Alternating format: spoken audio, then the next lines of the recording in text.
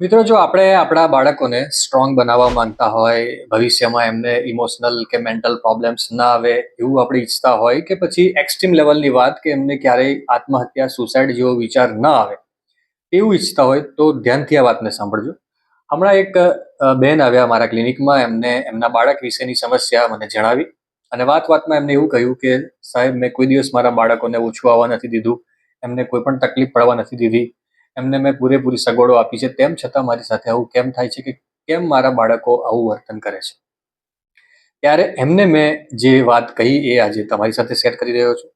જ્યારે આપણે આપણા બાળકો માટેની લડાઈ લડવા ચાલુ કરીએ છીએ, એટલે કે આપણા બાળકોને લડાઈ નથી લડવા દેતા અને એમના બદલે આપણે એમને પ્રોટેક્ટ કરીએ છીએ, જ્યારે આપણે એમને એમના જીવનમાં જે પણ સમસ્યા હોય કે આવવાની સમસ્યા હોય તેનાથી બચાવવાનો પ્રયત્ન કરીએ છીએ, ઓલવેઝ એવું ઈચ્છીએ કે મારા બાળકને કોઈ પણ જાતની તકલીફ ના પડે. અને ઘણા જે 30 કે 50 યર્સ વચ્ચેના પેરેન્ટ્સ છે, એ લોકોના મગજમાં તો એક એવો કોન્સેપ્ટ છે કે જે સમસ્યા, જે તકલીફ અમને અમારા જીવનમાં પડી એ અમારા બાળકોના જીવનમાં ના આવે.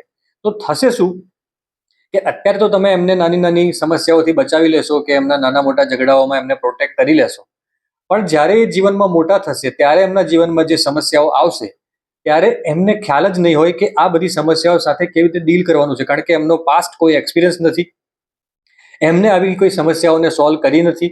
એટલા માટે જ્યારે જીવનમાં નાની કે મોટી સમસ્યા, એ સમસ્યા દરમિયાન એ લોકો પોતાની જાતને એકદમ હેલ્પલેસ ફીલ કરશે, એકદમ બ્લેન્ક થઈ જશે, ઇમોશનલી ઇમ્બેલેન્સ થઈ જશે અને ફ્રસ્ટ્રેટેડ ફીલ કરશે, ગુસ્સો કરશે, પણ એમને એ ખ્યાલ નહીં આવે કે આ સમસ્યામાંથી બહાર કેવી રીતે નીકળવું. અને ઘણીવાર આ સમસ્યા જો વધારે ઇન્ટેન્સ લેવલની હોય, વધારે તીવ્રતાવાળી હોય, તો તેઓ બહુ નેગેટિવ લેવલે પહોંચી શકે છે, એટલે ડિપ્રેશન કે સુસાઇડલ થોટ સુધી પહોંચી શકે છે. અને પછી એમને જીવનની અંદર પોઝિટિવિટી લાવવી એ ખૂબ જ અઘરી બાબત બની શકે છે. તો આપણે અત્યારે આપણા બાળકની નાની મોટી લડાઈઓ ના લડી અને એમને પોતાને જ એમની લડાઈ લડવા દઈએ.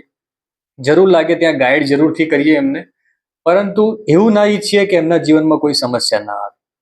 તો આજની વાત આ હતી જીવનની સાયકોલોજીમાં. આ કોઈ ઉપદેશ નથી, આ એક હ્યુમન બિહેવિયરનું ઓબ્ઝર્વેશન છે. Thank you.